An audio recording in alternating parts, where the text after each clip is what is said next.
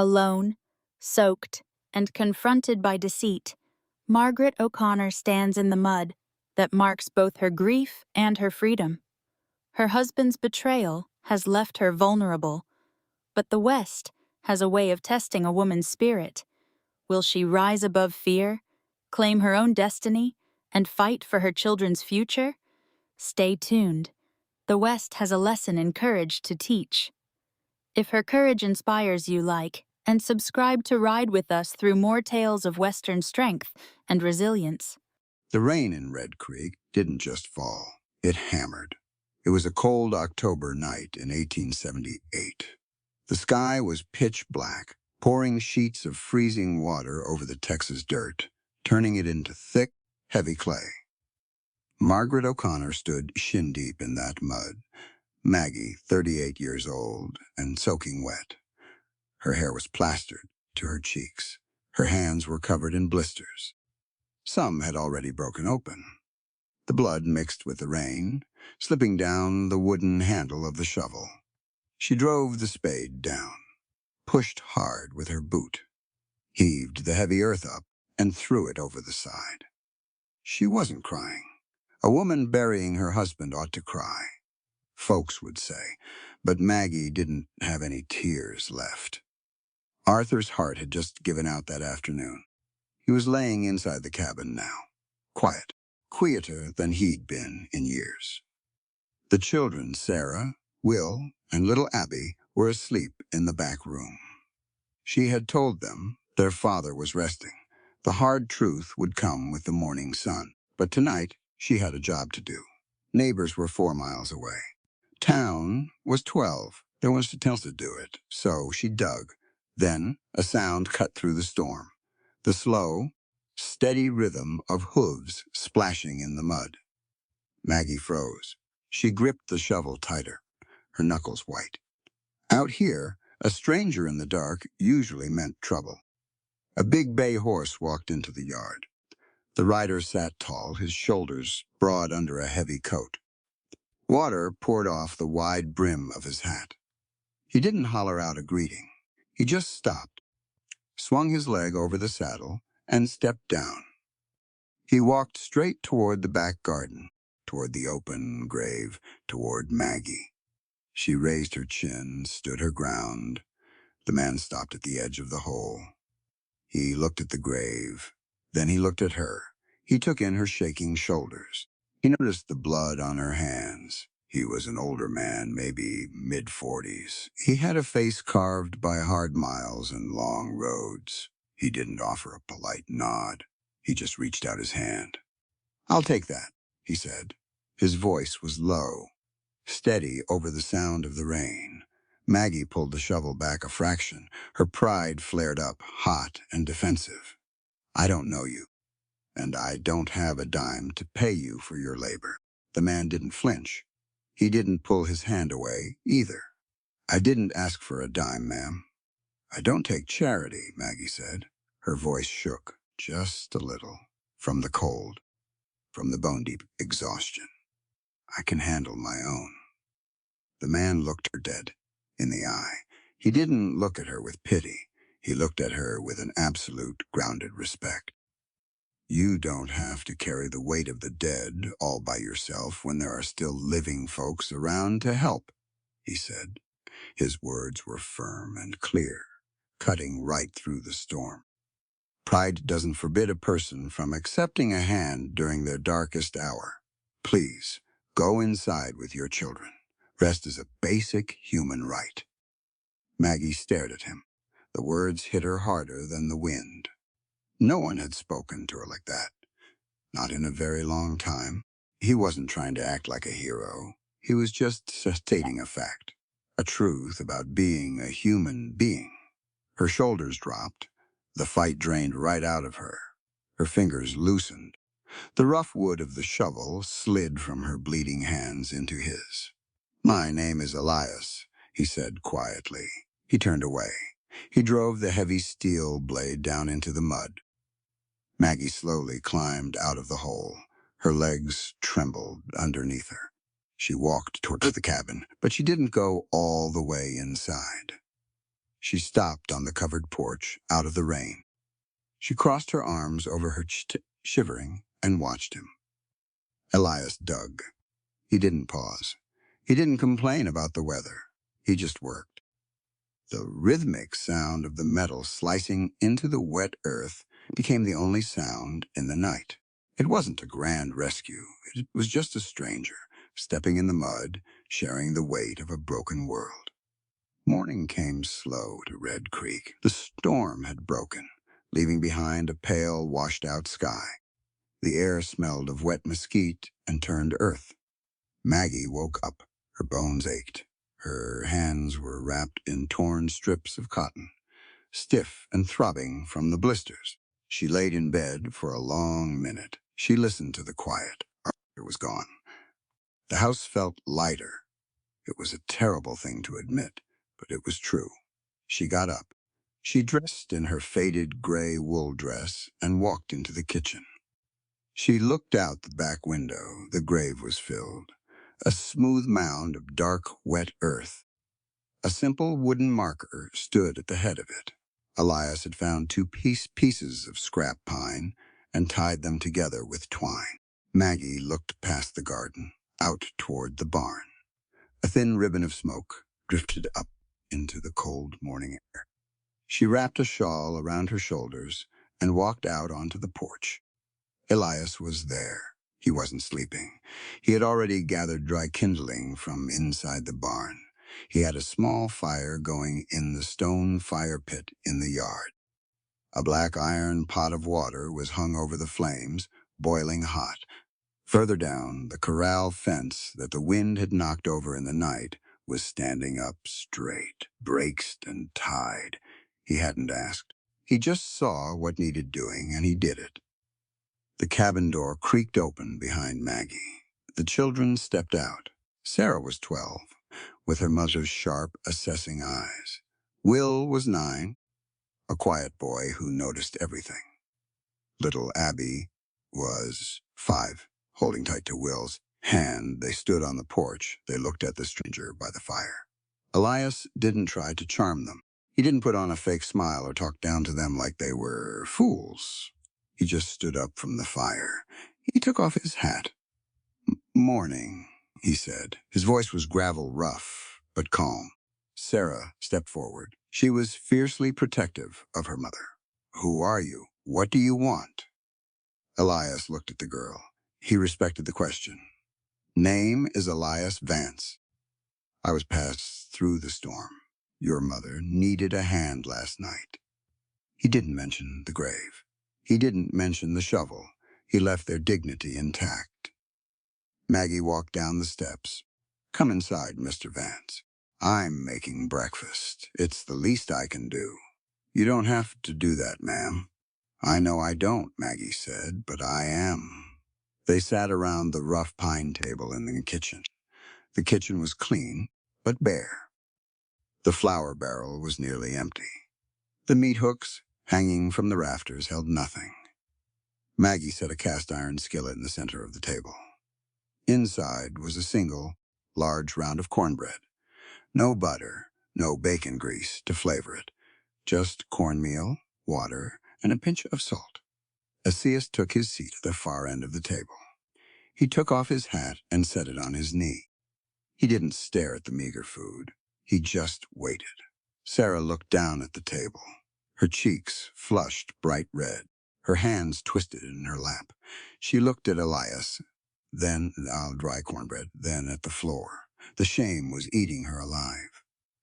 "Mother," Sarah whispered, her voice tight with humiliation. "We can't feed a guest this. We don't have any meat. We don't even have butter. It's embarrassing." Maggie stopped cutting the cornbread. She set the knife down. She looked at her daughter. Then she looked across the table, making sure Will and Abby were listening too. She wasn't going to scold the girl. She was going to teach her. "Look at me, Sarah," Maggie said. Her voice was steady. It commanded the room. Sarah looked up, her eyes bright with unshed tears. "Poverty does not strip us of our human dignity, Sarah. Maggie said clearly, making sure every word hung in the quiet room. This bread was made from honest sweat. We grew the corn. We ground the meal. We built the fire. We'll serve it with pride. No one has the right to look down on an honest meal, and we have no reason to be ashamed of the truth of our lives. A person's worth is measured by their character, not by the contents of their pantry. Elias sat perfectly still. He watched Maggie. He saw the iron in her spine. He saw the school teacher she used to be, rising up to protect her child's soul from the poison of shame. When Maggie finished, Elias reached out. He took a piece of the dry cornbread. He took a bite. He chewed it slowly. "It's good bread," "Ma'am," said. "Best I've had in a long time." He didn't say it out of pity. He said it like it was the gospel truth. Sarah's shoulders relaxed. The heavy, suffocating shame left the room. After breakfast, the children went to tend the chickens. Elias stayed in the kitchen. "I can help you clear out his things," Elias offered quietly. "It's a heavy job for a woman alone." Maggie nodded slowly. "Thank you. His chest is in the corner of the bedroom." They worked in silence. Elias folded Arthur's faded wool shirts. He packed away the worn boots. Maggie stood by the window, holding a pair of suspenders, lost in thought. Elias reached the bottom of the wooden chest. His fingers brushed against a false bottom, a loose plank. He shifted it. Underneath was a small rusted tin box. He opened it. Inside were papers, not letters, ledgers. He pulled out the top sheet. The heavy parchment crackled in the quiet room. Elias read the ink. His jaw tightened. The muscles in his neck jumped. It was a promissory note. The signature at the bottom belonged to Arthur O'Connor. The debt was for $340, a staggering sum for a dry dirt farm. But it wasn't the amount that made Elias's blood turn cold. It was the name of the lender printed at the top, Hiram Blackwood. Elias knew that name. Every Pinkerton man who had ridden through Texas in the last 5 years knew that name. Blackwood wasn't a banker. He was a vulture. He preyed on desperate farmers, loaned them money they couldn't repay, and legally stole their land. Elias folded the paper. He didn't hide it. He stood up and held it out to Maggie. Maggie took it. She read it. The color drained from her face, leaving her pale as parchment. Her hands began to shake. $340, due 6 weeks ago. "Did you know about this?" Elias asked softly. "No," Maggie whispered. Her voice broke. "No, he told me. He told me the farm was free and clear. He swore it to me." She dropped the paper onto the bed like it burned her. She sank down onto the mattress. The weight of the world, a world she thought she was just starting to carry on her own, came crashing down all over again. Elias stood there. He looked at the open door. He looked at his saddlebag eggs sitting on the porch. He could walk away. He had dug the grave. He had paid his respects. This wasn't his fight. "Where are you headed, Mr. Vance?" Maggie asked. She didn't look up. "Nowhere in particular," Elias said. Maggie took a breath. She squared her shoulders. She stood up. She looked him right in the eye. "I have work that needs doing," Maggie said. "The harvest is coming. The roof needs patching. I don't have $1 to my name right now, but I can pay you with a roof over your head and 3 meals a day until I sell the wheat." She wasn't begging. She was offering a trade. Elias looked at her. He saw a woman standing on the edge of a cliff, refusing to look down. "All right," Elias said. "I'll stay." 3 days passed. The farm settled into a rhythm. Elias now didn't talk much. He let his hands do the talking. He patched the leaks in the cabin roof. He chopped a cord of wood and stacked it neat against the porch. He showed young Will how to properly groom the horses without getting kicked. He slept in the tack room in the barn. He never crossed the threshold of the cabin without knocking. But Red Creek was a small town, and small towns survive on gossip, the way a fire survives on dry brush. A widow, not a week out from burying her husband, with a strange man living on her property. It was a scandal waiting to catch a spark. The spark arrived on a Tuesday afternoon. It came in a black buggy, pulled by a matching black trotter. Reverend Thomas Alden tied his horse to the post and walked up to the porch. He was a tall man, thin as a rail, wearing a dark suit that smelled of starch and old dust. Maggie wiped her hands on her apron and stepped out to meet him. Elias was out in the far field, repairing a plow. "Reverend Alden," Maggie said. She kept her voice polite. "To what do I owe the visit?" The Reverend took off his hat. He offered a practiced, mournful smile. "Sister O'Connor, I came to check on your spirit. It is a heavy burden the Lord has placed upon you." "I am managing, Reverend. The children are healthy. We are getting by." Alden cleared his throat. He looked out toward the field, his eyes narrowing at the silhouette of Elias working in the distance. "Margaret," Alden started, dropping the formalities. "The town is talking. It is not my place to judge, but it is my duty to guide my flock. A widow keeping a strange man on her property. It goes against decency. It invites wicked thoughts. For the sake of your reputation and the moral standing of your children, you must send this drifter away." Maggie didn't flinch. She didn't look away.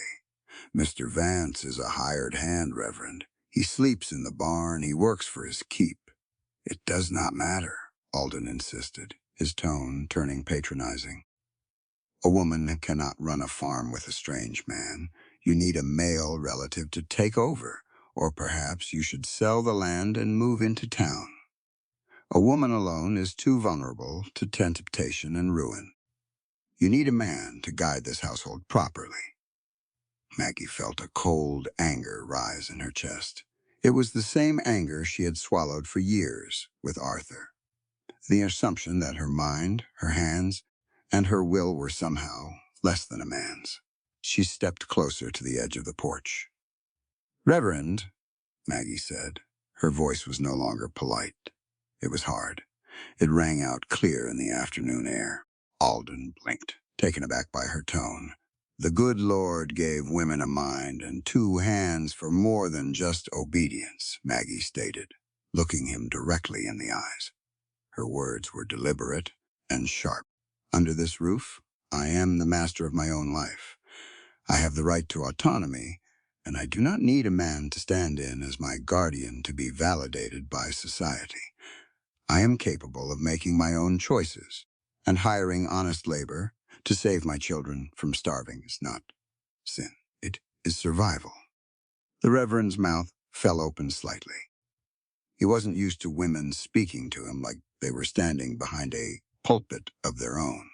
"Margaret, I know what you meant, Thomas." Maggie cut him off. "But my reputation does not put food on my table. My hard work does. Mr. Vance stays. Good day to you." She turned her back on him and walked into the cabin. The door shut with a solid, final thud. Reverend Alden stood there for a long moment, his face flushed.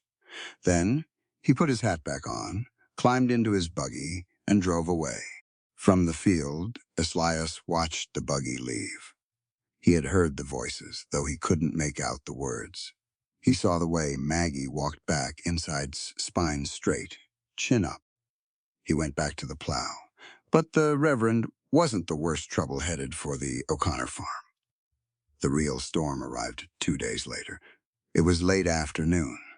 The sun was dipping low, casting long, bloody shadows across the dirt. Elias was by the water trough, washing the grime off his hands when he heard the horses. 3 riders. They didn't trot up polite.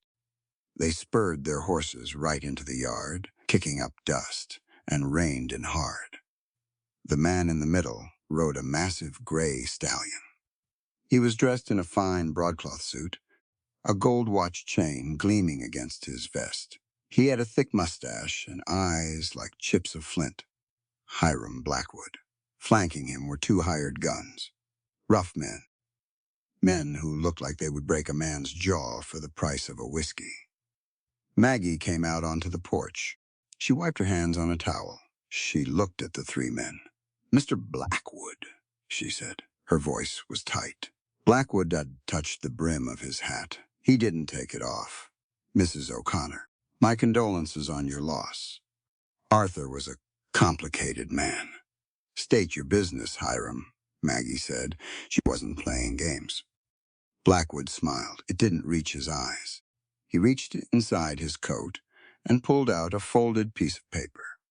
The original promissory note.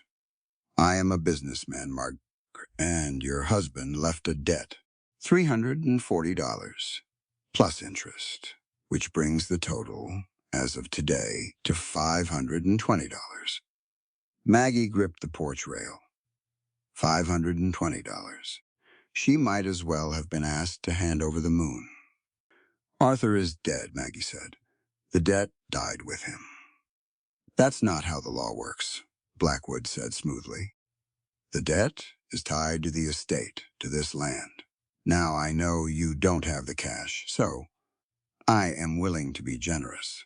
He pointed a thick, gloved finger toward the eastern edge of the property. "I'll take the east 80 acres. We sign the deed over, and we call it even." Maggie's breath caught in her throat. The east 80 acres. That was where the creek ran. That was where the only deep water well was dug. Without the east 80, the rest of the farm would dry up and die in a single Texas summer. "You take that land, you take our water," Maggie said. "You'll kill this farm." "That is an unfortunate circumstance," Blackwood said, his voice dripping with fake sympathy. "But a debt is a debt. You have 30 days, Margaret. 30 days to produce $520, or the sheriff will come out here with a court order and take that land." He turned his horse. "Hey," the single word cracked like a whip across the yard. Blackwood stopped. He turned around. Elias was standing by the trough. He hadn't moved fast. He hadn't reached for the Colt revolver strapped to his hip. He was just standing there, wiping his hands on a rag. But the two hired guns immediately dropped their hands to their iron. They recognized danger when they saw it. The man by the trough wasn't a farmer. "Who are you?" Blackwood demanded, his eyes narrowing. Elias tossed the rag onto the fence. He walked slowly toward the men on horseback. He stopped halfway between them and the porch. "The man who works this land," Elias said, "and the man telling you that 30 days is a long time. A lot can happen in 30 days. Papers can get looked at. Histories can get dug up." Blackwood stared down at Elias. He looked at the way Elias stood balanced, calm, utterly unafraid. A flicker of uncertainty crossed the rich man's face. "I have my legal rights," Blackwood sneered. "We'll see you in a month, Mrs. O'Connor." He spurred his horse and rode out, his men following close behind. Elias watched the dust settle. He knew Blackwood's type. The law was just a tool they used to bludgeon the poor, but Elias also knew how to break tools. He turned around. Maggie was still standing on the porch. She looked small. She looked terrified. Elias walked up the steps. He looked her in the eye. "He's a thief in a fine suit," Elias said softly. "And he's used to people rolling over." "He has the law on his side, Elias," Maggie whispered. "How do I fight the law?"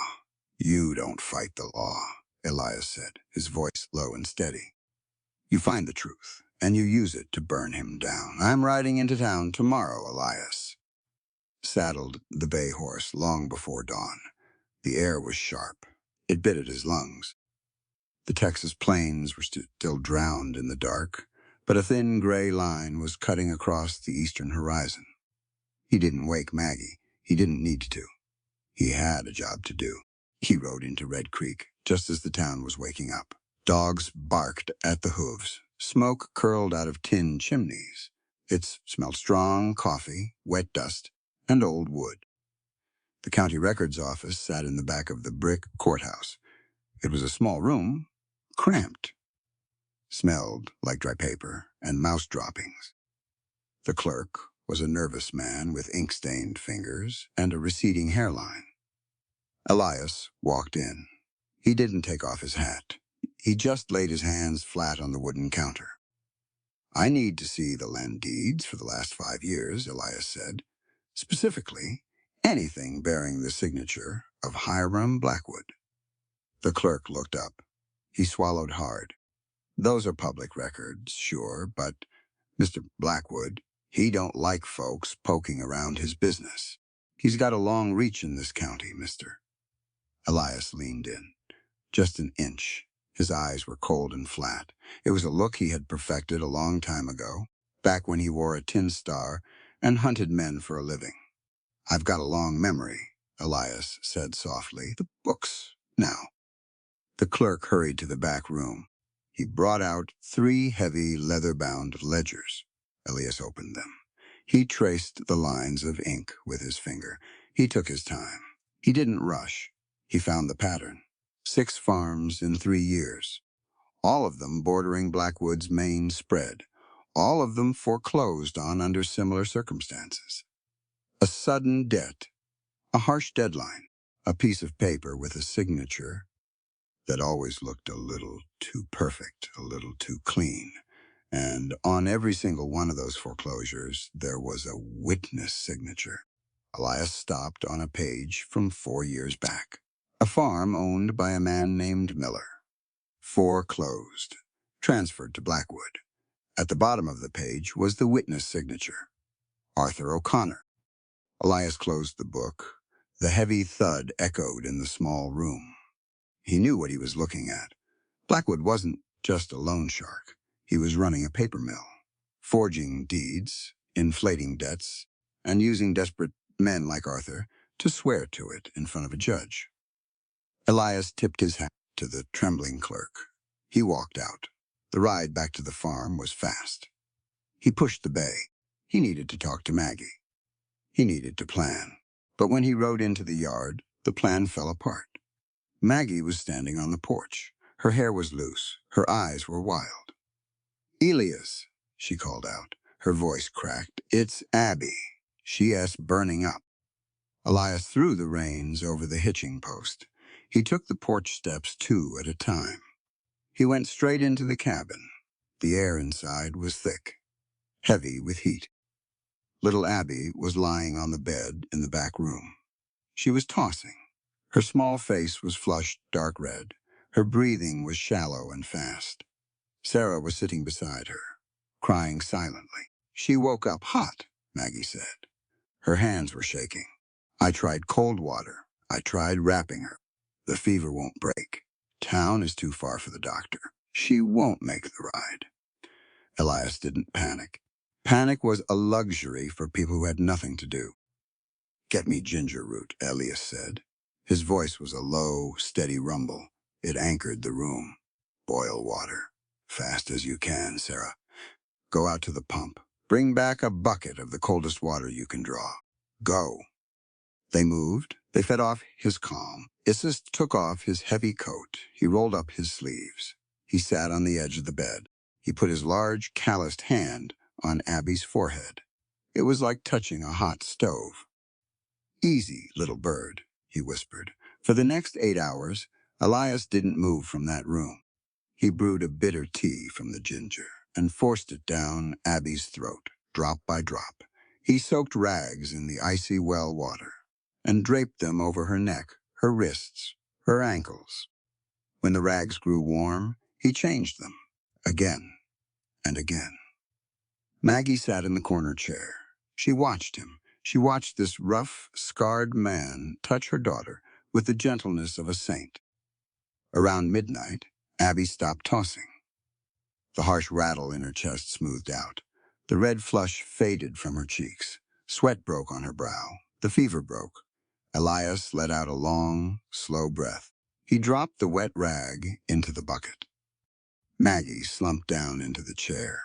She covered her face with her hands. She didn't cry, but her shoulders shook with the sheer, crushing relief.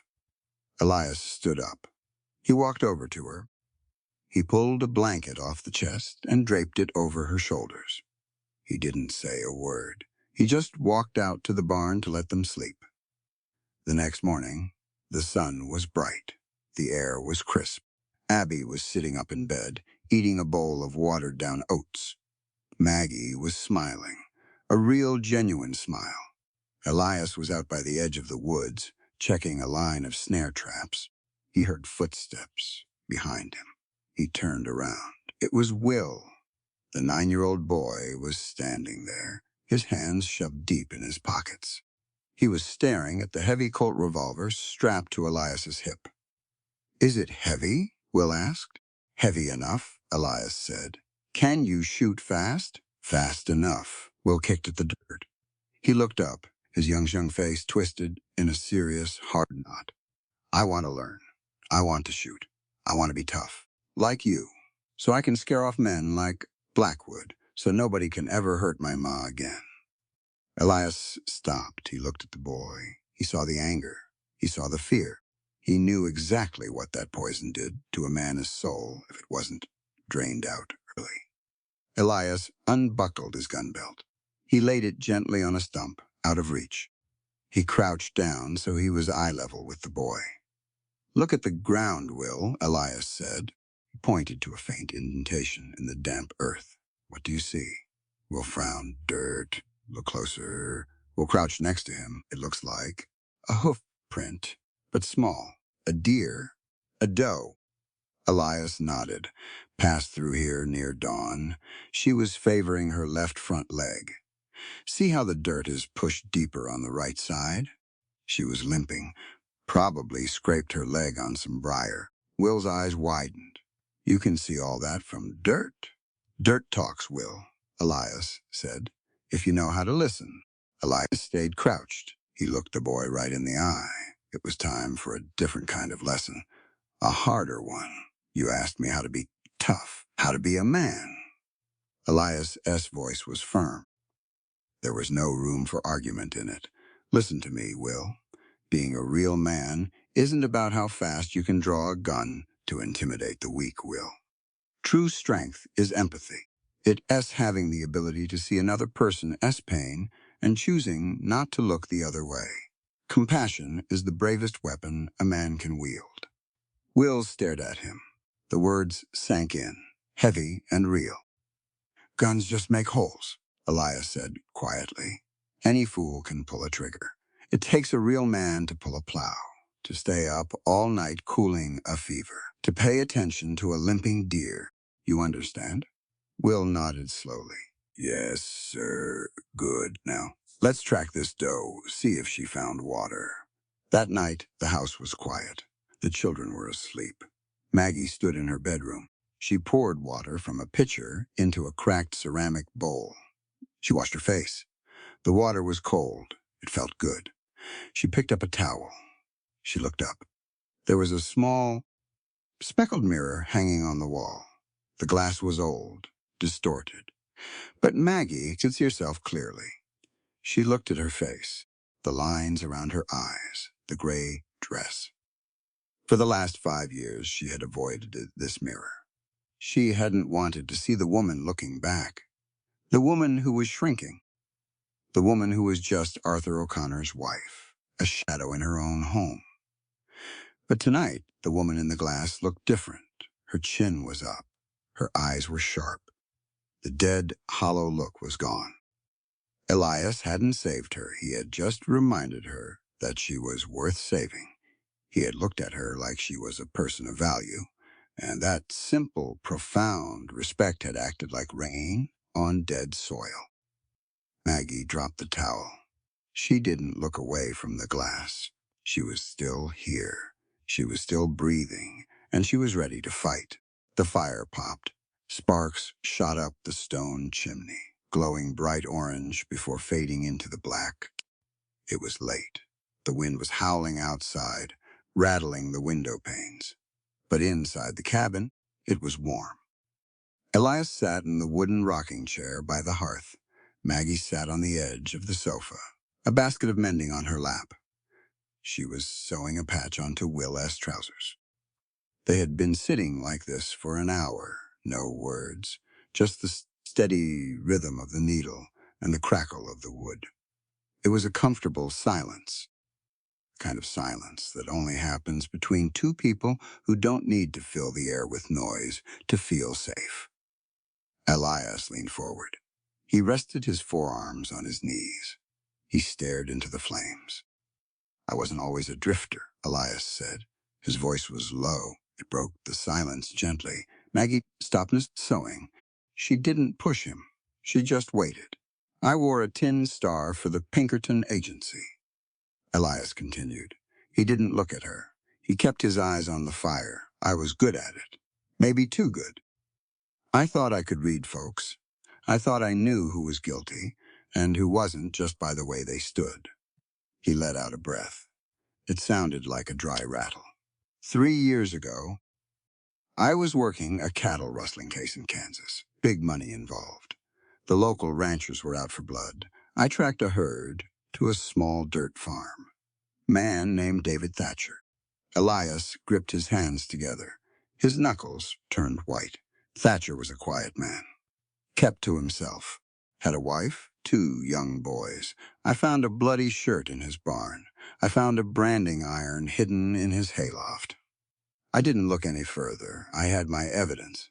I made the arrest. I stood in front of a judge and swore David Thatcher was the rustler.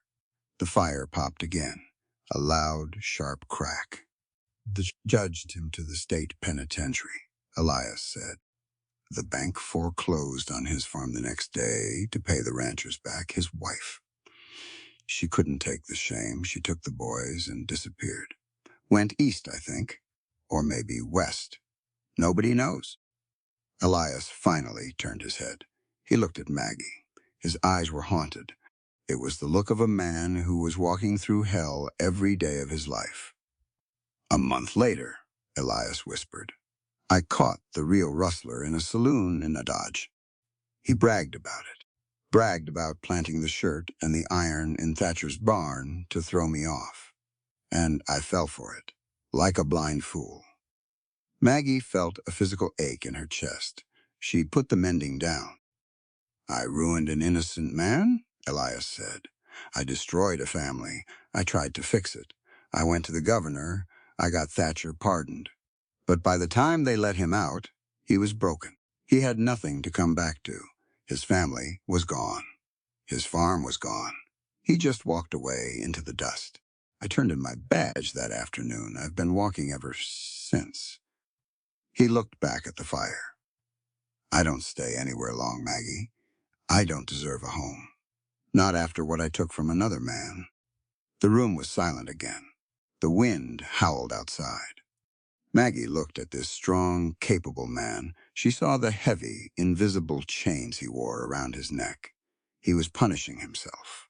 Every mile he rode, every cold night he spent in a barn was a penance. She stood up. She walked over to the fire. She sat down on the stone hearth, close to him. "Elias," Maggie said softly. He didn't look at her. "Arthur didn't just owe Hiram Blackwood money," Maggie said. Elias blinked. He turned his head. That wasn't what he expected her to say. Maggie looked down at her hands. The blisters had healed into thick, hard calluses. "When we moved out here, he was a good man," Maggie said. Her voice trembled, but she forced the words out. She needed to say them. She had held them inside for years. But the land was hard.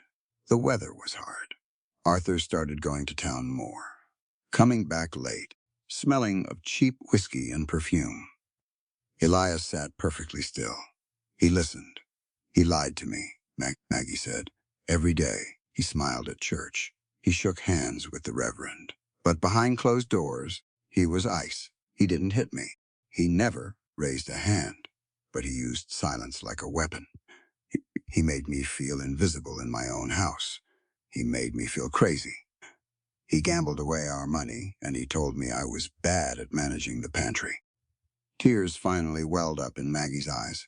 Not tears of grief, tears of release. "The night he died," Maggie whispered. "The night you found me in the mud." She took a ragged breath. This was the hardest truth, the twist in her soul that she couldn't forgive herself for. "I wasn't digging that grave out of love, Elias," she said, the tears spilling over her cheeks. When his heart stopped, I sat in that room for a long time. I waited for the tears to come. I waited for the heartbreak, but it didn't come. She looked up at Elias. Her eyes were stripped bare, complete vulnerability. "I felt relief," Maggie choked out. "The heavy stone was gone. I felt light. My husband was dead on the floor, and all I could think was, I am finally free." I didn't cry for him, and I have hated myself every second since. I am a terrible, wicked woman for feeling glad that the father of my children is in the ground. She dropped her head into her hands. The shame poured out of her in quiet sobs. Elias didn't hesitate. He didn't pull away from her pain. He reached out. He placed his large, warm hands gently over hers. He pulled her hands away from her face so she had to look at him. He didn't look at her with judgment. He looked at her with fierce, absolute understanding. "Listen to me," Elias said. His voice was strong. It filled the room. It pushed back the shadows. Maggie blinked through her tears. Elias leaned in close. He made sure she heard every single word. "You are not guilty for yearning for freedom, Maggie," Elias stated, his tone unwavering and clear. "A marriage that crushes your soul is a prison, and feeling relief when the chains fall off is a natural human right. No one can force you to weep for a man who caused you pain. You survived. There is no sin in surviving." Maggie stared at him. The words struck her heart like a hammer shattering glass. A natural human right. She wasn't wicked. She wasn't broken. She was just a human being who had been trapped under a heavy rock, finally taking a breath of air. Elias's hands were still holding hers. They were rough and calloused, but they were the safest things she had felt in a decade. "You're not a terrible woman, Maggie," Elias said softly. "You're the strongest woman I've ever met." Maggie let out a long, shuddering breath.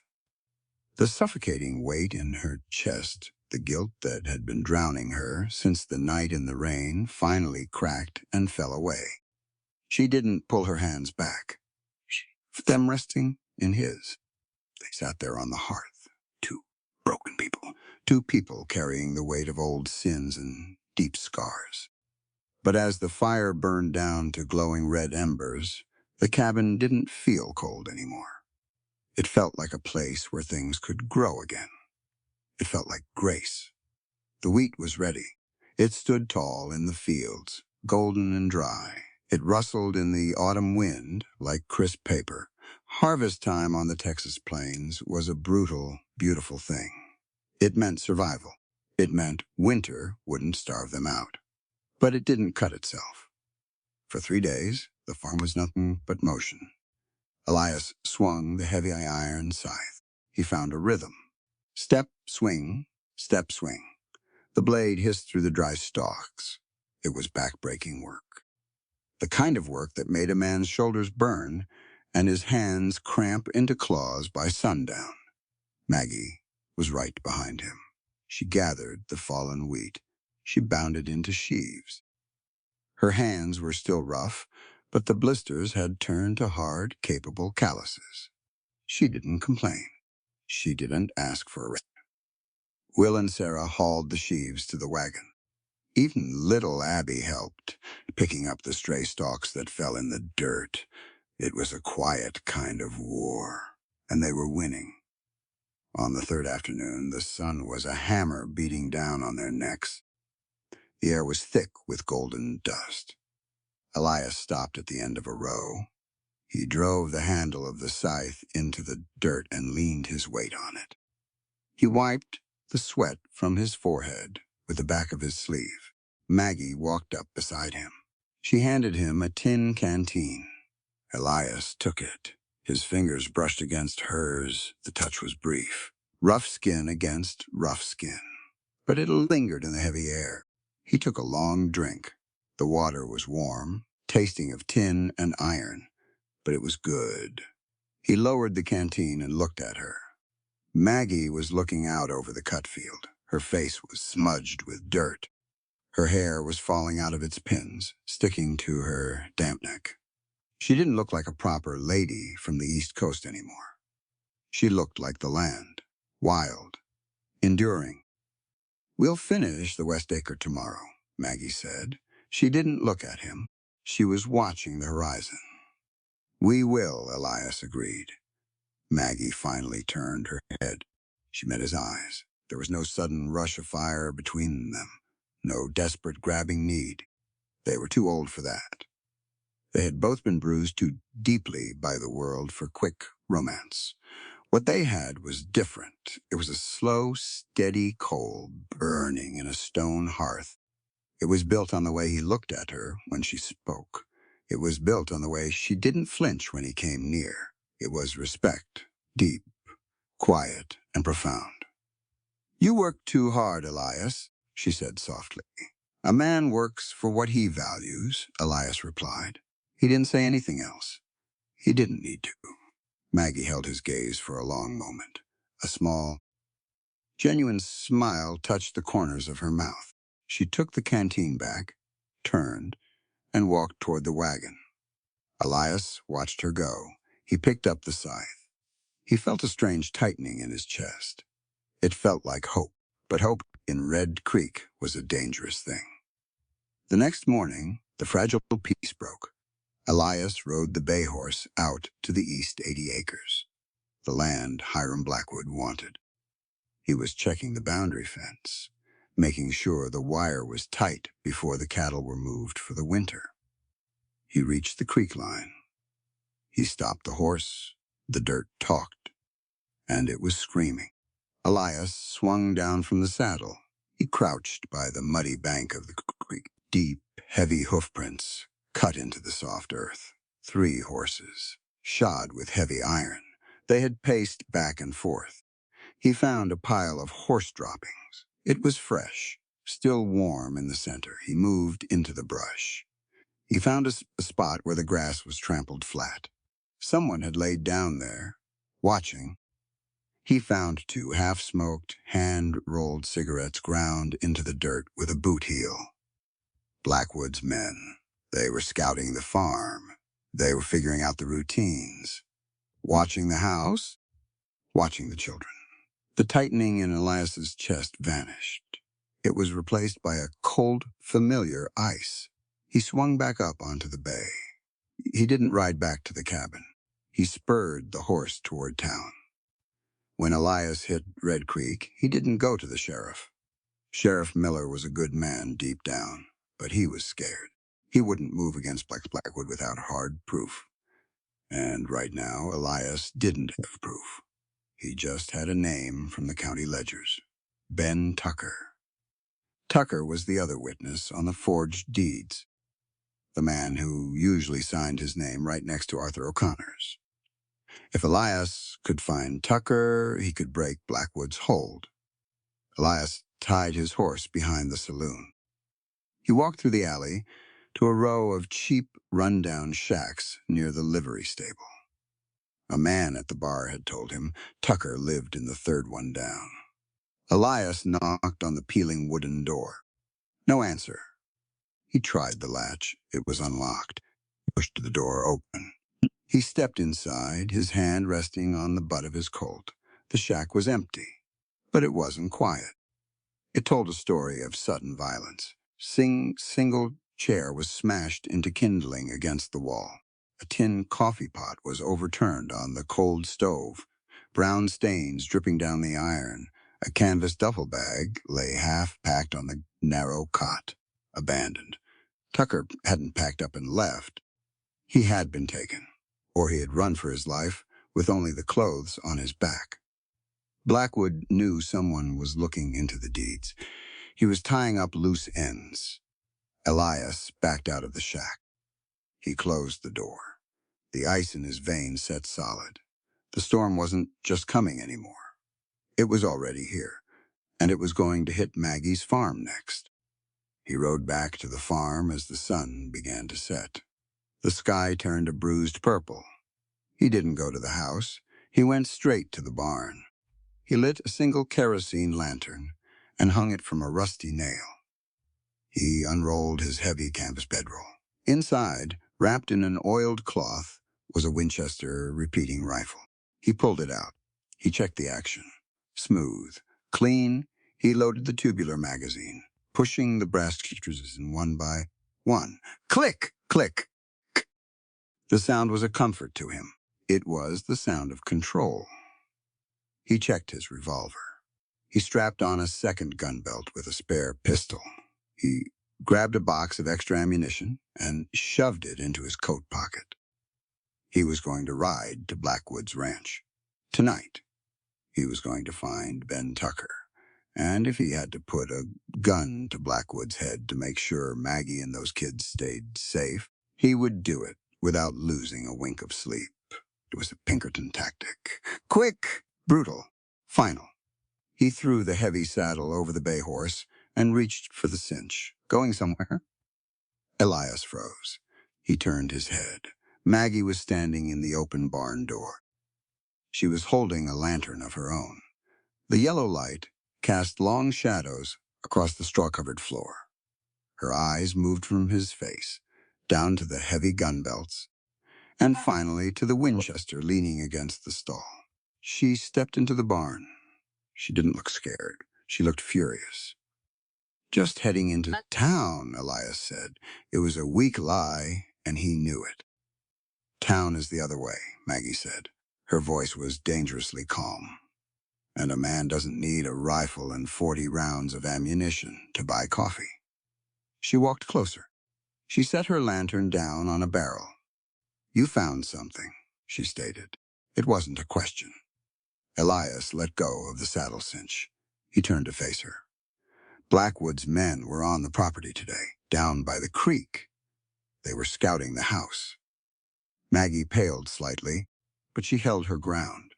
And the man I was looking for in town, the other witness on your husband's forged deeds he's missing. His place was torn apart. Blackwood is moving, Maggie. He's not waiting 30 days. He's going to hit you hard, and he's going to hit you soon. So what are you doing? She asked, pointing at the guns. I'm ending it, Elias said. His voice was hard rock. I'm riding out to Blackwood's spread. I'm going to find Tucker. I'll handle Blackwood. You just stay here with the doors locked.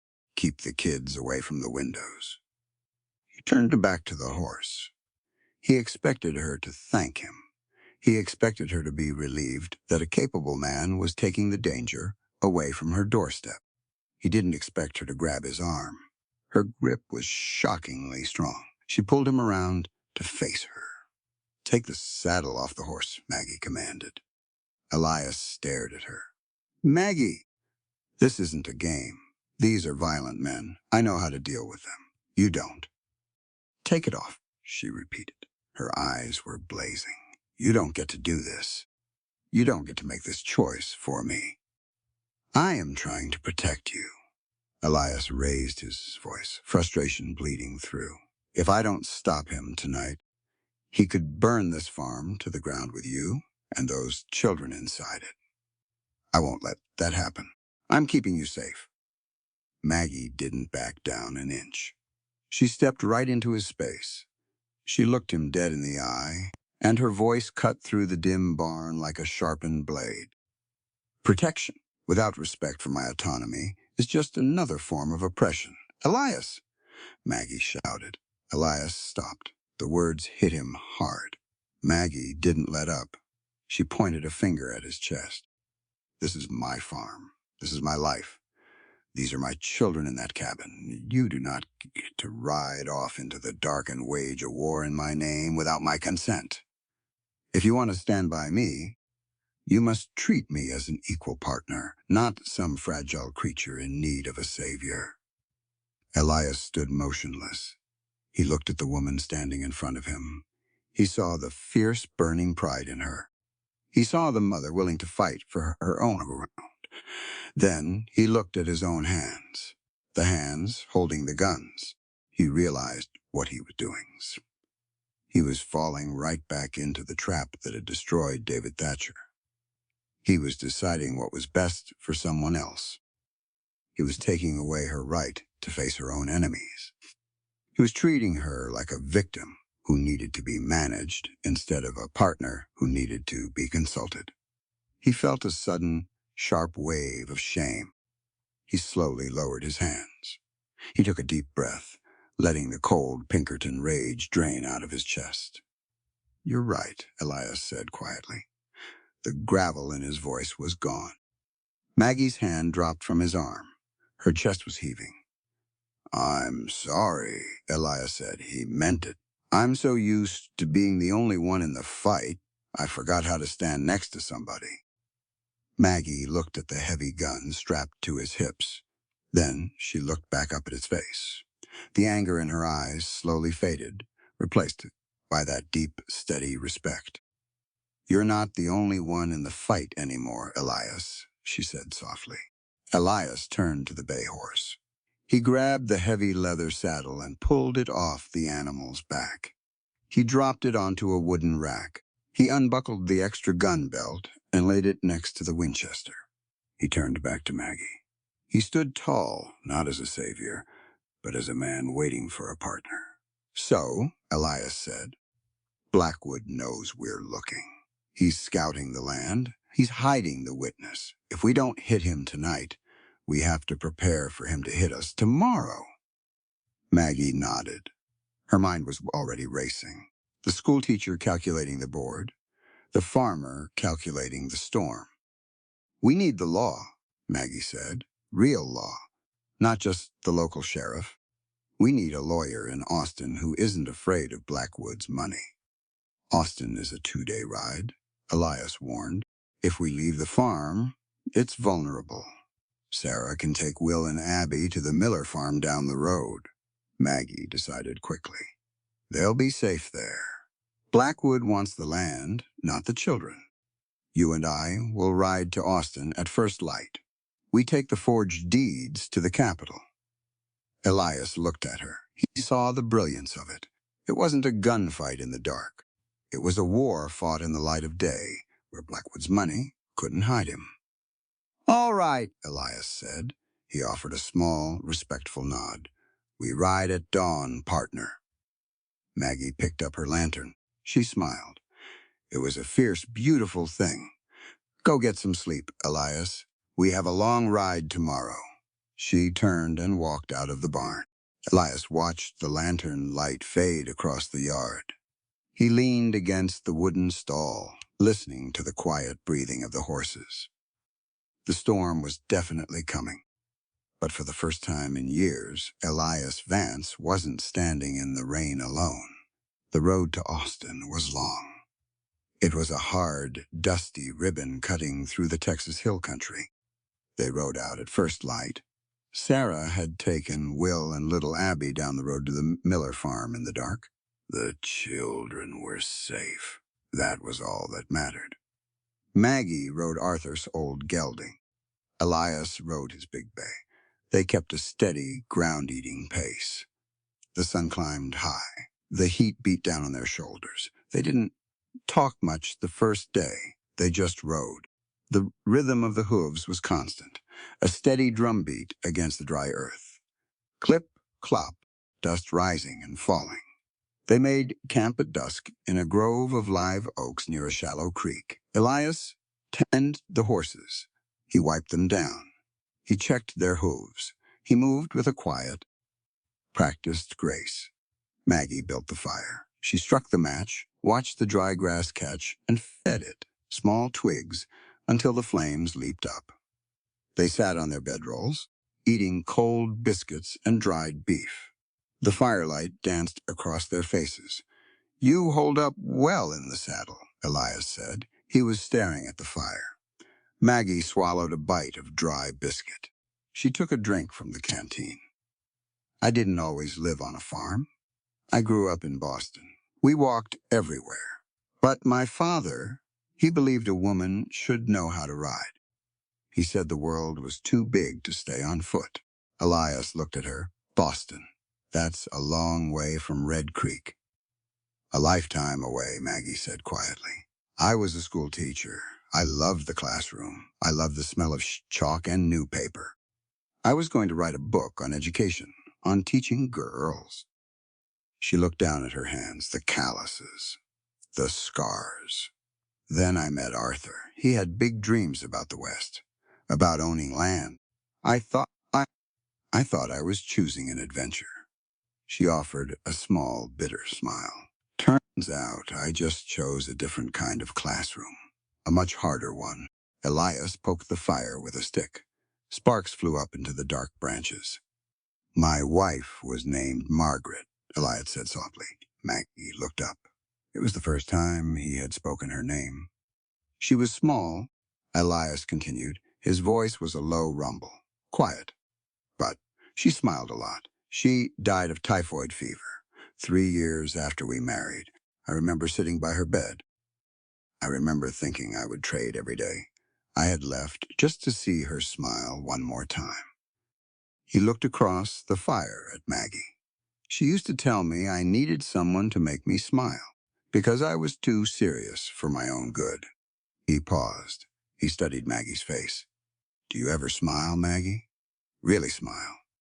Maggie thought about it. It was a simple question, but it hit hard. I used to, she said. I think I forgot how. But lately I feel like I might remember.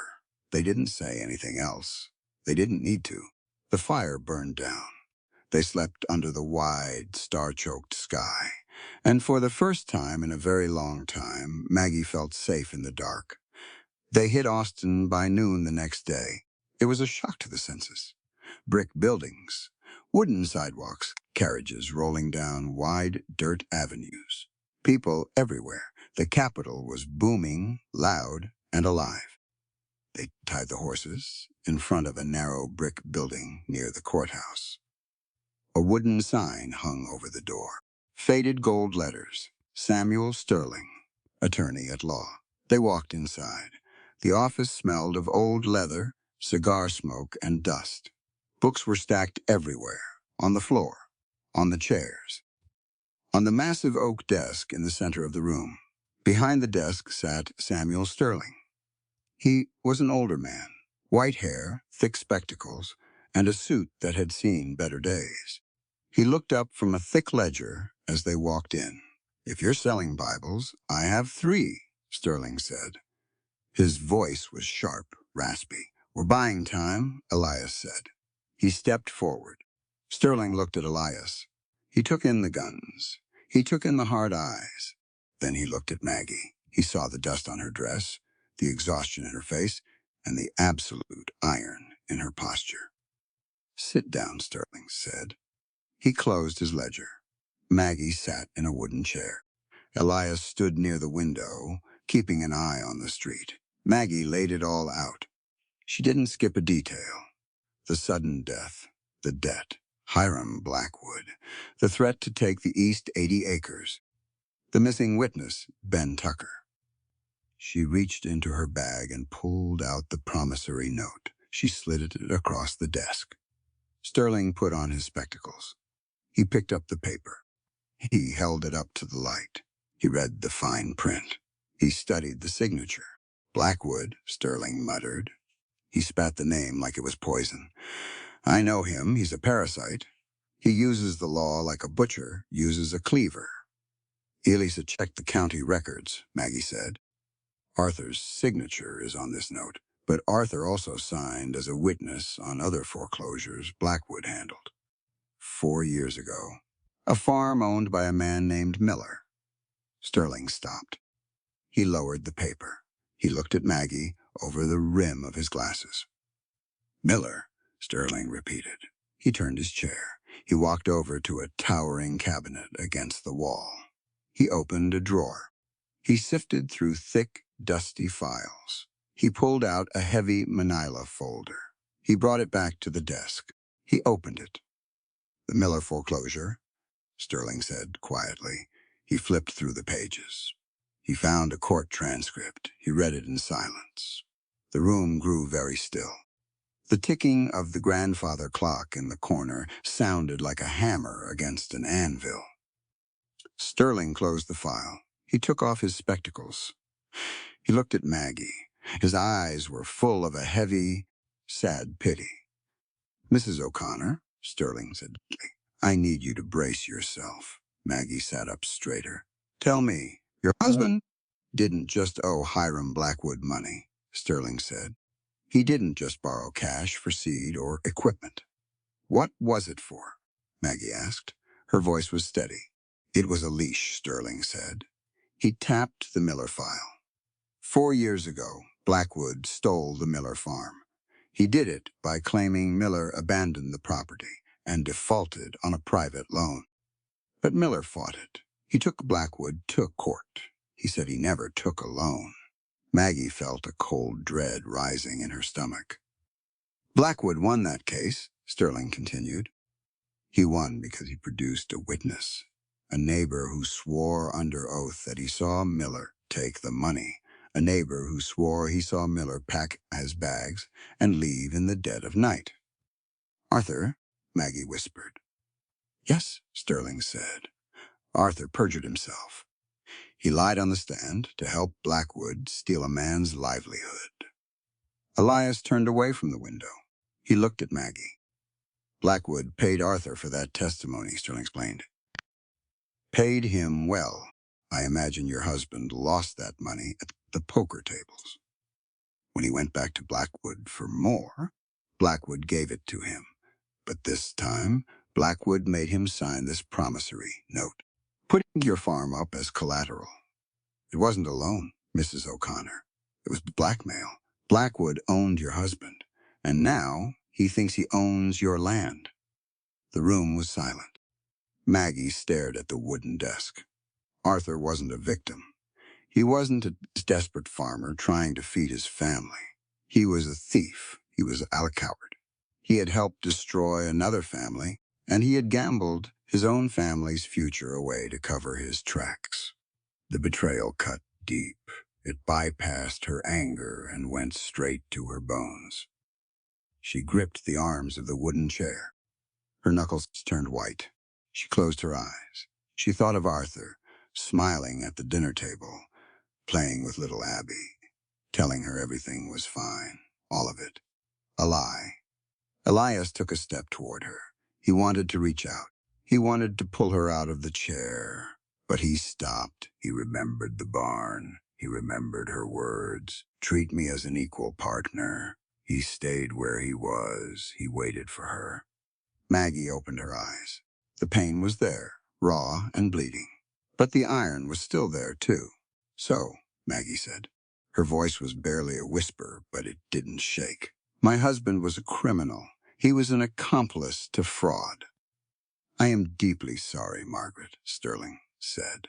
Maggie looked up at the lawyer. Does this mean Blackwood wins? Because Arthur was guilty. Does Blackwood get my farm? Does he get my children's home? Sterling leaned back in his chair. He looked at the strong, battered woman sitting across from him. No, Sterling said firmly. It means we have a weapon. If we can prove Blackwood bribed a witness, the original deeds are void. The promissory note is void. But taking this to court means putting your husband's crimes on public record. It means that the whole town will know. I don't care about his reputation, Maggie said coldly. He threw that away himself. I care about my children. I care about my land. Maggie looked at Elias. Then she looked back at Sterling. Will the judge even listen to me? Maggie asked. I'm a widow.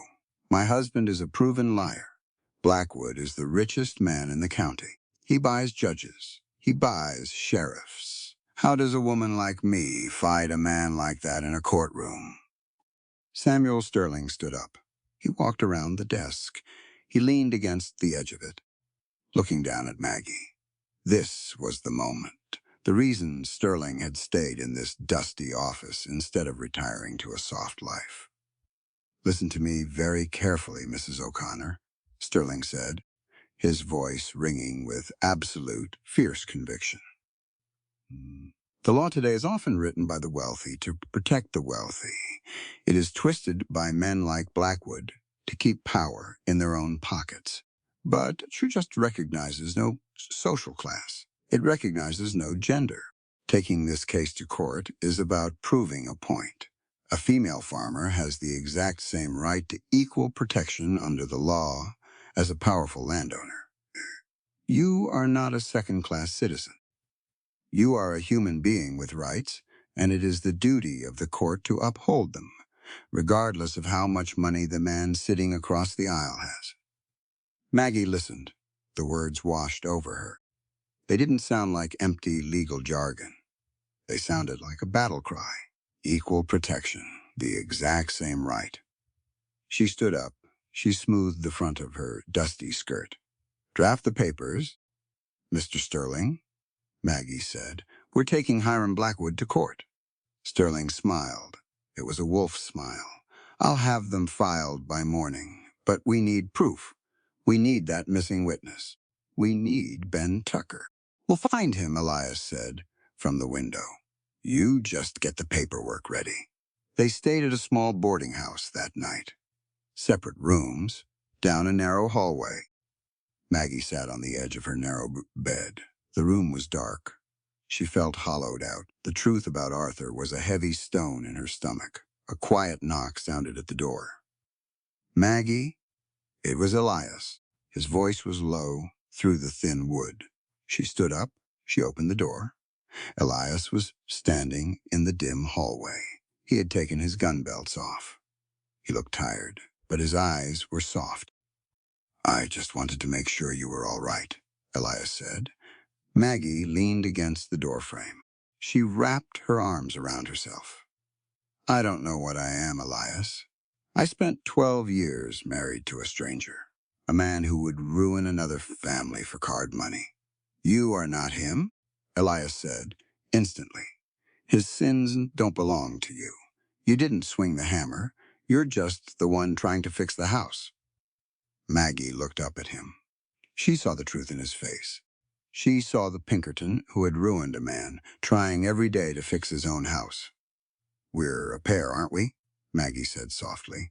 A small, sad smile touched her lips. Carrying ghosts around. Maybe, Elias said, but we're carrying them together now. He didn't try to touch her. He didn't push. He just stood there, offering his presence. A steady anchor in a spinning world. You did good today, Maggie, Elias said softly. You faced the hardest truth a person can face, and you didn't break.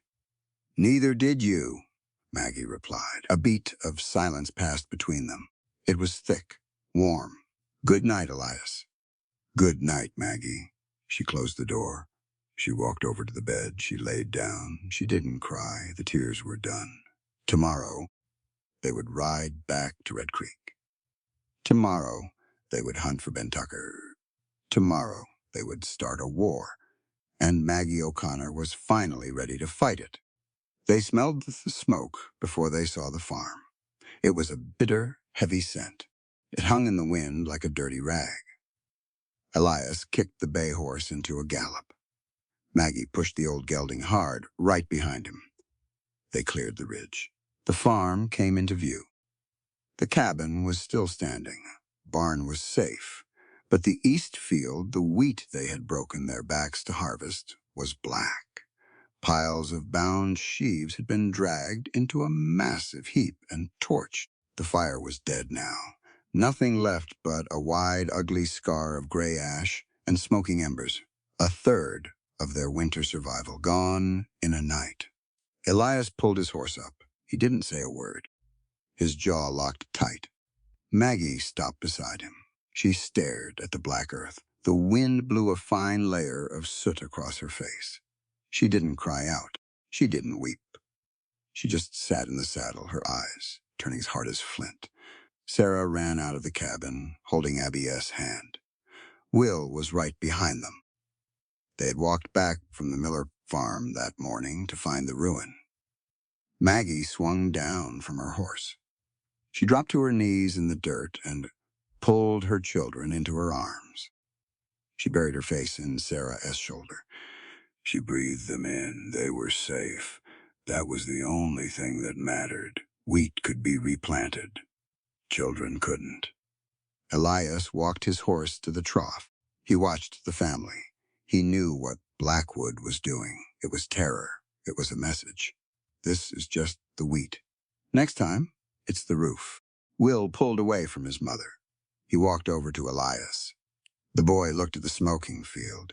Then he looked up at the tall man. I found something, Will said. His voice was quiet, shaky, but there was a hard edge to it. Elias crouched down. What did you find, Will? Tracks, the boy said. Down by the creek where you showed me the deer. But it ain't a deer. It's a man and a horse. But the man was walking, dragging his left foot, like he was hurt or scared. Elias stood up. He looked at Maggie. Ben Tucker. Show me, Elias said to the boy. They walked down to the creek. Will was right. The tracks were faint, but they were there. A man, heavy-set, moving erratic, a horse following. The trail didn't lead toward town. It led up into the rocky limestone ridges north of the valley. You did good, Will, Elias said. You did real good. Go back to your mother. Elias mounted up. He followed the trail. The dirt talked, and he listened. It took 2 hours. The trail wound through scrub oak and jagged limestone outcroppings. Finally, it ended at the mouth of a shallow cave, hidden behind a thick stand of cedar. Elias drew his Colt. He stepped into the shadows. Don't shoot, a voice cracked from the dark. A man was huddled in the back of the cave. He was shivering. He held a rusty pistol, but his hands were shaking so bad he couldn't aim it. He smelled of sweat and stale whiskey. Put the gun down, Tucker, Elias said. His voice was a low, steady rumble. Ben Tucker dropped the gun. It clattered on the rock. Blackwood's men, they came to my shack, they said I had to disappear. Said if I opened my mouth to the lawyer, they'd bury me out in the desert. Elias holstered his weapon. He walked over and hauled the man to his feet. They're going to bury you anyway, Ben, Elias said. Men like Blackwood don't leave loose ends. You've got 2 choices. You freeze out here until they find you, or you ride back to town with me, and you tell the judge the truth. Tucker shook his head violently. The judge is in his pocket. The sheriff is scared of him. Nobody fights Hiram Blackwood. We are, Maggie's voice rang out. Elias turned. Maggie was standing at the mouth of the cave. She'd followed him. She didn't have a gun. She just had a piece of paper in her hand. The subpoena Samuel Sterling had drafted in Austin. She walked up to Tucker. She didn't look at him with anger. She looked at him with pity. Mr. Tucker, Maggie said, Arthur is dead. His lies died with him. But I am still here. My children are still here. Blackwood burned my harvest last night. If you stay hiding in this hole, he wins. And you'll be running for the rest of your miserable life. Tucker stared at her. He swallowed hard. I'm not asking you to be a hero, Maggie said quietly. I'm just asking you to be honest. If you tell the truth, I will stand right beside you in that courtroom. We will face him together. Tucker looked at the dirt. He looked at Elias's hard face. Then he looked at Maggie, a woman who had lost everything, standing tall in the shadows of a cave. All right, Tucker whispered. All right, I'll testify. The Red Creek Courthouse was packed. It was a hot Tuesday morning. The air in the room was stifling. Every wooden bench was full. Farmers, merchants, and ranch hands had crowded in to see the spectacle. Maggie sat at the plaintiff's table. She wore her best dress. It was dark, mended at the elbows, but pressed clean. She sat with her spine perfectly straight. Samuel Sterling sat beside her, sorting his papers. Across the aisle, Hiram Blackwood sat with his high-priced lawyer from Dallas. Blackwood looked bored. He wore a custom-tailored suit. He looked at Maggie like she was a bug on the bottom of his boot. I stood in the back of the room. He leaned against the wall, his arms crossed. He caught Maggie's eye. He gave her a single, slow nod. The judge struck his gavel. The trial began. Sterling was a master. He didn't shout. He built a wall, brick by brick. He laid out the timeline. He brought out the county ledgers. He showed the pattern. 6 debts. 6 foreclosures. Then he called Ben Tucker to the stand. Tucker was sweating through his shirt.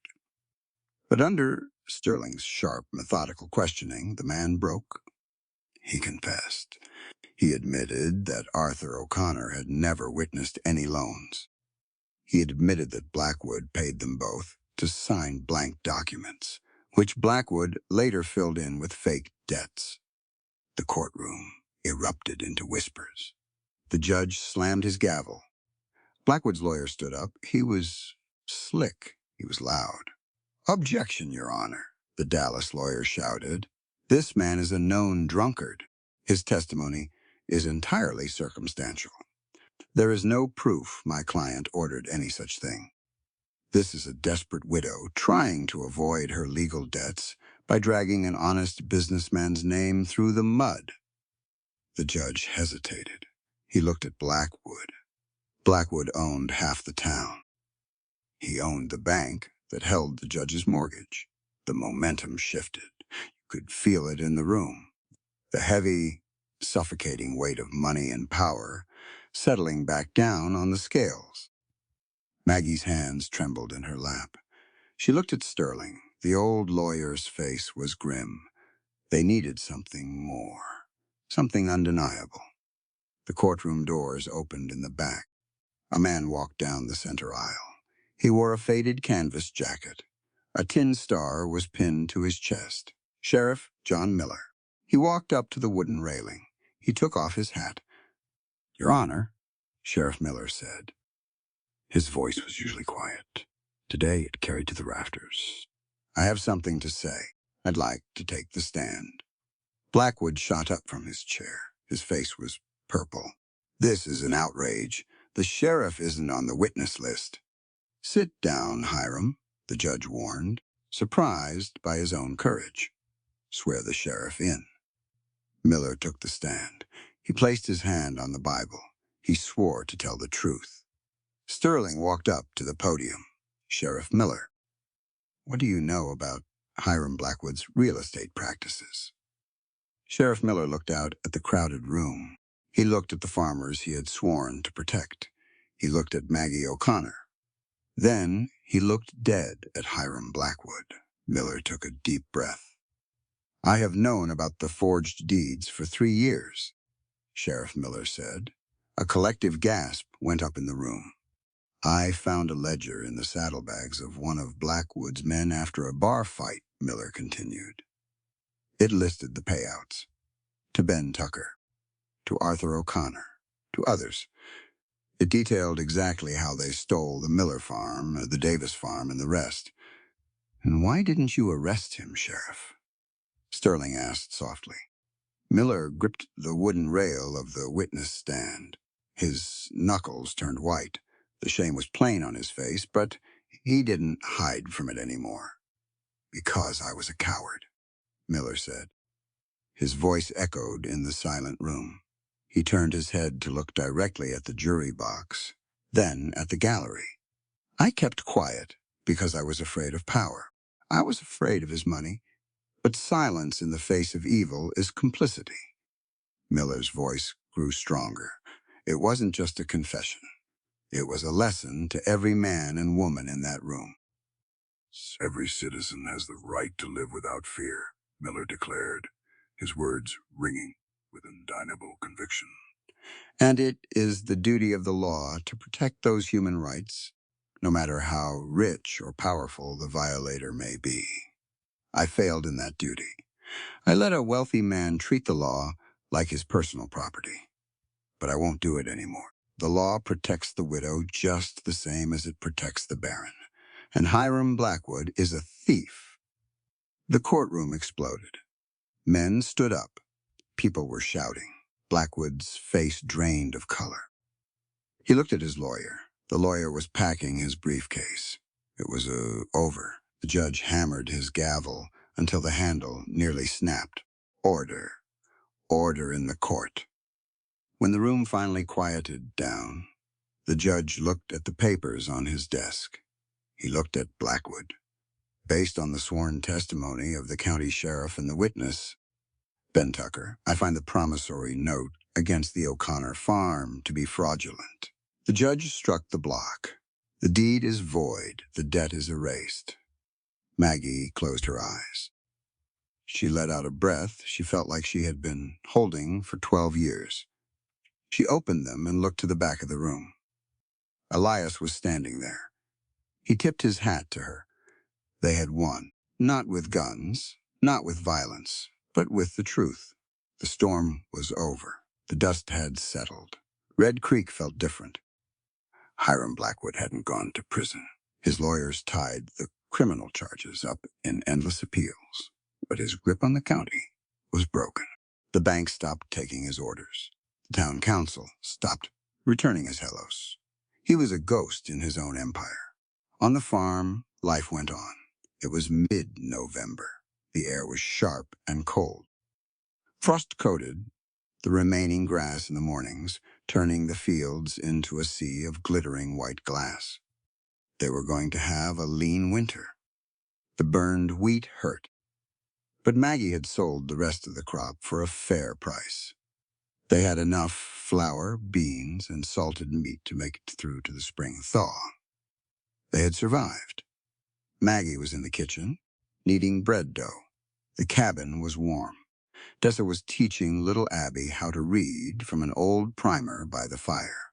Will was outside, chopping kindling. It was a home, a real one. Maggie wiped the flour from her hands. She looked out the window toward the barn. Elias was out there. He was brushing down the big bay horse, but he wasn't just grooming the animal. He had his heavy canvas bedroll laid out over a stall door. He was checking the buckles on his saddlebags. He was packing. Maggie's heart gave a slow, painful thump against her ribs. She didn't rush out.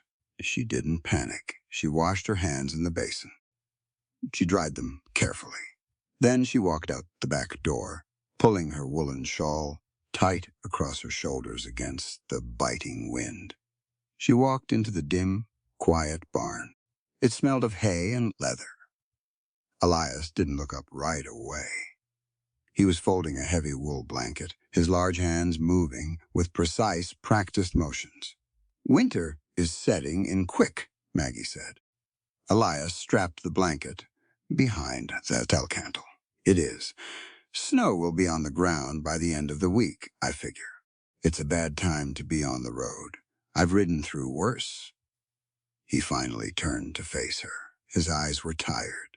They held that familiar, haunted look, the look of a man who believed he was a poison to good things. "The farm is safe, Maggie," Elias said quietly. "Blackwood pulled. You've got enough stores to make it to spring. The roof is patched. The fences are tight. So your job is done," Maggie stated. "My job is done," Elias nodded. Maggie looked at the heavy leather saddlebags resting on a wooden crate. The top flap was unbuckled. "Where will you go?" she asked. Elias looked out the barn doors toward the empty horizon. "West, maybe. New Mexico territory. Always work for a man who knows how to use a gun out there." "Is that all you think you are, Elias?" Maggie asked, softly. "A man with a gun?" Elias looked down at his boots. "It's what I know. I don't belong in a house like yours, Maggie. You've got something good here. Something clean. I've got too much dirt on my soul. I bring trouble with me. I ruined David Thatcher's life. A man doesn't just walk away from a sin like that and pretend he gets to sit by a warm fire." Maggie stepped closer to the crate. As she moved, her shawl brushed against the open saddlebag. A small stack of folded papers slipped out of the leather pocket and fell onto the straw-covered floor. Elias reached for them quickly, but Maggie was closer. She knelt down and picked them up. They weren't letters. They were bank receipts, wire transfers. Maggie unfolded the top one. It was stamped by a bank in Omaha, Nebraska. It was a receipt for $50, nearly 2 months' wages for a top hand. The money was wired to an orphanage and boarding school in Omaha. In the memo line, written in Elias's sharp, slanted handwriting, were the words, "Tuition and board for Thomas and Henry Thatcher." Maggie froze. She looked at the next receipt, and the next. There were dozens of them, going back 3 years. Every dollar Elias had earned, every bounty he had collected, every meager wage he had scraped together working brutal jobs on the trail. He hadn't kept any of it. He had been sending it all to David Thatcher's children. He was paying for their schooling. He was paying for their clothes. He was paying for them to have a life after the one he had accidentally destroyed. Maggie slowly stood up. She held the papers in her hand. Elias wouldn't look at her. His jaw was clenched tight. A muscle ticked in his cheek. He looked at her, not of the crime, but of the grace. "You didn't just walk away into the dust," Maggie whispered. Her voice was thick with emotion. "You've been taking care of them for 3 years. "It doesn't fix it," Elias said, harshly. His voice was rough as sandpaper. "It doesn't give them their father back. It doesn't put their farm back together. It's just money, Maggie. It doesn't wash the blood off my hands." He reached out to take the papers back. He wanted to shove them deep in the bag. He wanted to ride away and keep punishing himself. Maggie didn't give the papers back. She stepped into its space.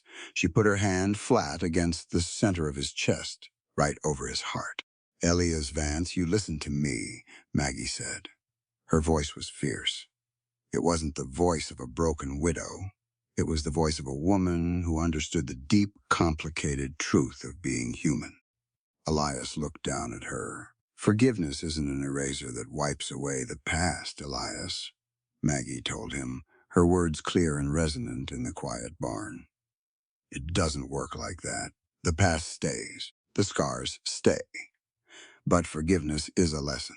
It teaches us this. A person's worth isn't permanently defined by their old mistakes." She squeezed the papers in her hand, tapping them against his chest. "Your worth is measured by the kind acts you choose to do today to make things right," she continued, looking deeply into his eyes. "You didn't just sit in the dark and feel sorry for yourself. You took responsibility. You worked till your hands bled to make sure that those boys had a future. You protected my children. You protected me. You have made amends, Elias. You have."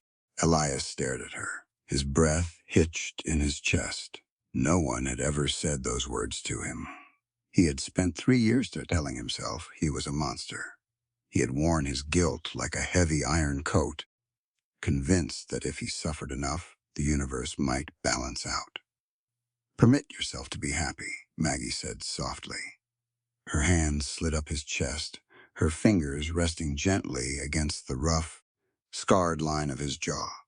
"You've paid your debts. You don't have to keep riding." Elias closed his eyes. He leaned his face down, just a fraction, resting his cheek against her warm hand. A single, shuddering breath left his lungs. It sounded like a chain finally snapping. The wind howled outside the barn, rattling the wooden doors. But inside, standing in the smell of hay and old leather, the storm finally passed.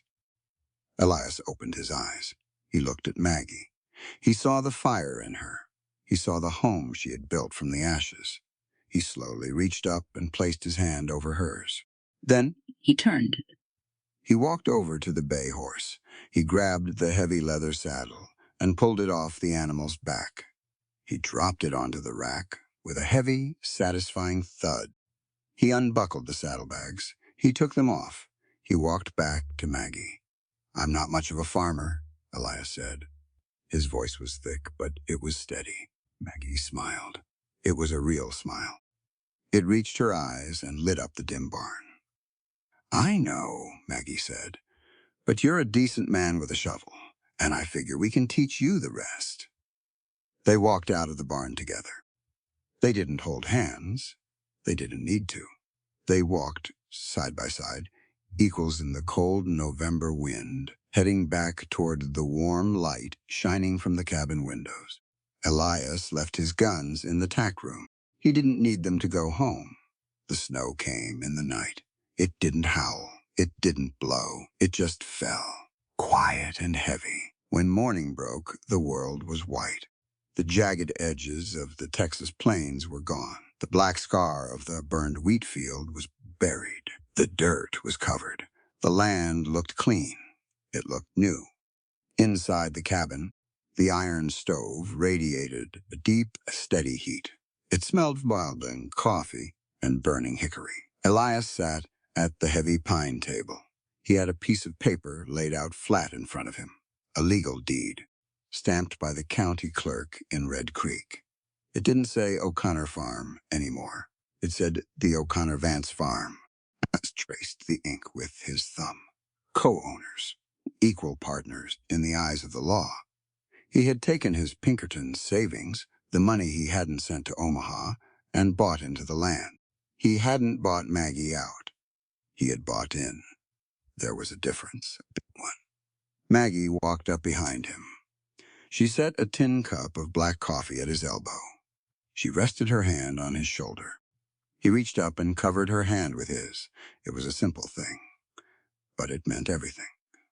"Looks good," Elias said. His voice was low in the quiet room. "It looks right," Maggie agreed. She walked to the other end of the table. She sat down. She pulled a thick, leather-bound journal toward her. She opened a glass bottle of black ink. She picked up a steel-nib pen. She wasn't writing a grocery list. She wasn't balancing the farm ledgers. She was writing an essay. For the first time in 12 years, Margaret O'Connor was a teacher again. She was writing about the necessity of educating girls on the frontier. She was writing about women owning property. She was taking the hard, bitter lessons of her life and turning them into something useful, something loud. Elias watched her. He saw the ink stain her fingers.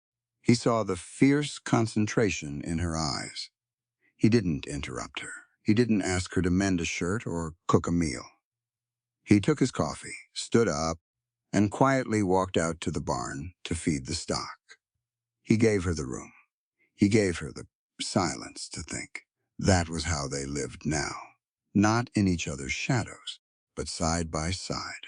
By late December, the snow was knee-deep. The sky was the color of pale slate. It was a Tuesday that felt entirely different from any other. There was no grand church, no organ music, no white silk dress shipped from back east. They didn't need any of that. They had outgrown fairy tales a long time ago. They gathered on the front porch of the cabin. Sarah, Will, and little Abby stood in a row. They were wrapped in heavy wool coats. Will's boots were polished. Abby held a small bouquet of dried sage and winter berries she had gathered from the woods. John Miller, the sheriff who had found his courage, stood by the stairs. His wife, Martha, stood beside him, holding a fresh pie in her hands. They were the only neighbors invited. True friends. The kind who stayed when the fire got hot. Reverend Thomas Alden stood at the center of the porch. He looked older. He looked humbler. The trials had changed the town. It had changed him, too. He didn't look at Maggie with pity anymore. He looked at her with a quiet, lingering awe. The cabin door opened. Maggie stepped out. She wore a dark blue wool dress. She had mended the hem herself. The lace at the collar was old, but it was clean and bright. Her hair was pulled back, pinned neat. She didn't wear a veil. She wanted to see the world clearly. She wanted the world to see her. Elias was waiting for her. He wore a dark suit. He had bought it in town 2 days ago. He had shaved the heavy stubble from his jaw. He looked tall. He looked solid. He looked like a man who had finally stopped running. He didn't wear a gun. For the first time since Maggie met him, his hips were bare. He didn't need a weapon today. Maggie walked across the porch. She stopped in front of him. Elias looked at her. The corners of his eyes crinkled. He offered her a smile. It was small. It was real. It changed his whole face. Reverend Alden cleared his throat. The cold air plumed white from his mouth. "Dearly beloved," the Reverend began. His voice carried out over the snow-covered yard. "We are gathered here today to witness the joining of Margaret and Elias. They come before God and before this family to make a covenant." He spoke the traditional words. He spoke of faith. He spoke of weathering the storms of life. Then he closed his small, black Bible. He looked at Elias. "Mr. Vance, do you have words for this woman?" Elias nodded. He turned fully toward Maggie. He reached out and took both of her hands. And as his hands were warm, rough and calloused, he looked her dead in the eye. He didn't speak to the Reverend. He didn't speak to the crowd. He spoke to her. His voice was steady. It didn't waver. It rang out like a bell in the crisp winter air. "I have spent my whole life walking," Elias said. "I caused harm. I carried guilt. I didn't think I deserved a fire to sit by.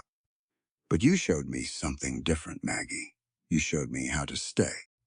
He took a deep breath. He held her gaze. "I am not making the old promises today," Elias said clearly. "I don't stand here to claim ownership over your life. I am not here to be your master, and I am not here to silence your mind. I stand here to be your equal companion." Maggie squeezed his hands. Her eyes shone bright, but she didn't cry. She listened. Elias spoke louder, making sure his words etched themselves into the air. "True love means absolute respect for freedom, your voice, and your dignity. I vow to stand beside you as a partner. I vow to honor your choices.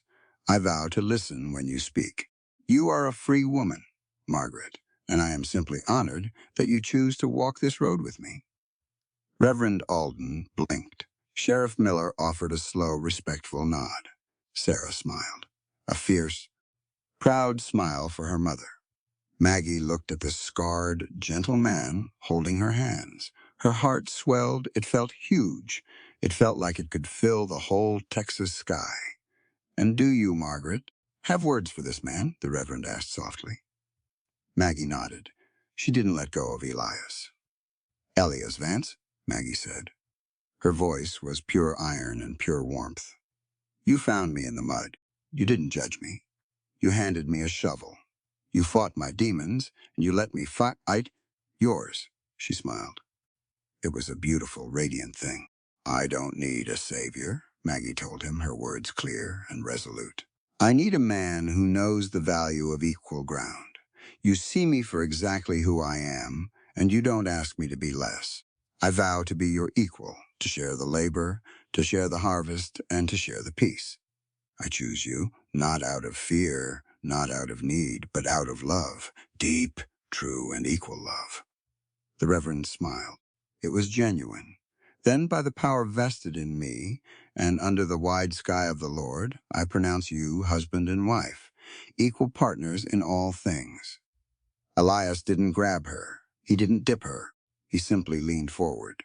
Maggie met him halfway. Their lips met.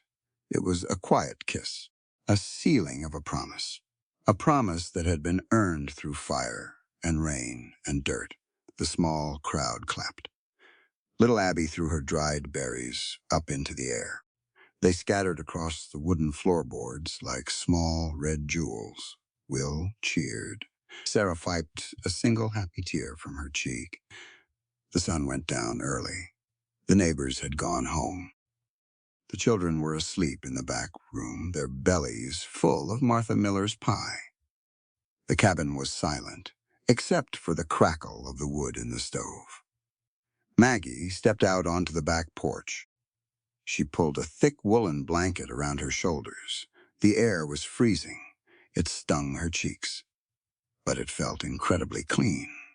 She looked out over the yard. The snow was untouched. It glowed a soft, pale blue under the light of a full winter moon. She looked toward the back garden. The wooden marker was still there, covered in a thick layer of snow. It was just a soft mound now, the grave she had dug in the mud, and the rain seemed like a lifetime ago. Arthur was at peace. She finally believed that. He was in the ground, and his sins had been laid to rest with him. The anger was gone. The heavy, suffocating guilt was gone. She didn't hate him anymore. She didn't feel relief anymore. She just felt finished. The heavy oak door creaked open. Elias stepped out onto the porch. He wore his thick canvas coat. He walked over and stood right beside her.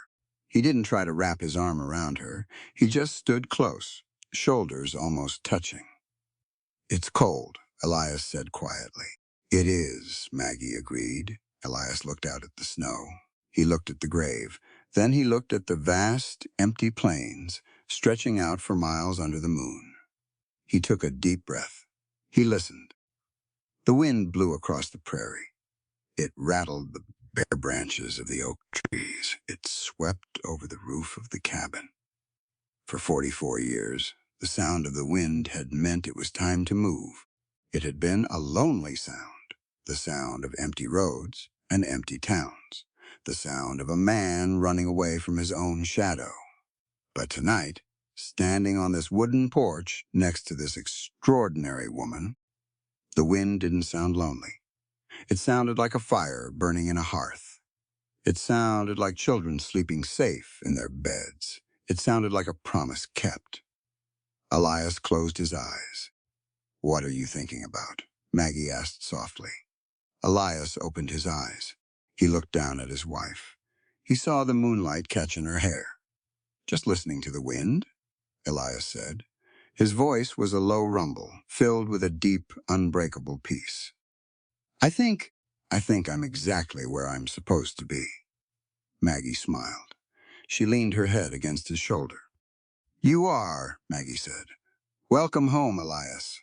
They stood there together, two equals, two survivors, watching the first snow of a new season fall over the land they owned together, ready to meet whatever morning came next. As the dust settles over Red Creek and the storm finally passes, the O'Connor family stands resilient amidst the ruins of their land.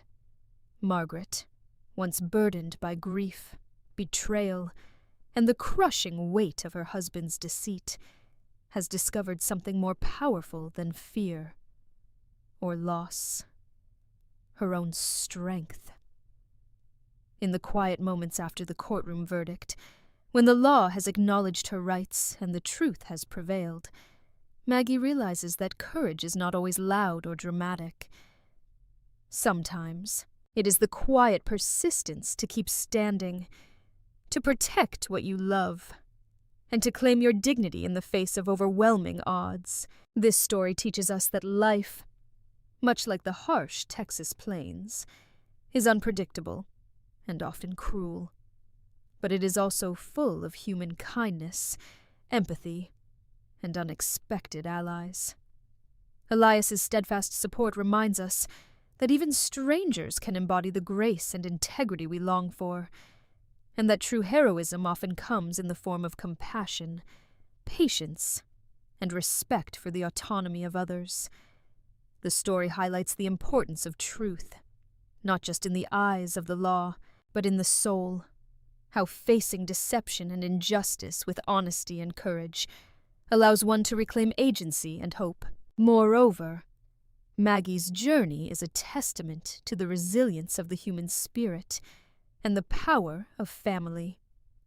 She fights not only for herself but for her children, showing that the strongest motivation in life often comes from love and responsibility toward those who depend on us.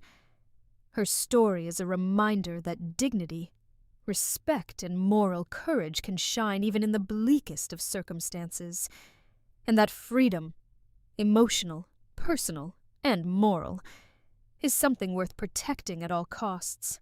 For every listener, the lesson is clear. Adversity does not define you. Your response to it does. Life will test your patience, your morality, and your heart. But it is through these trials that true character emerges.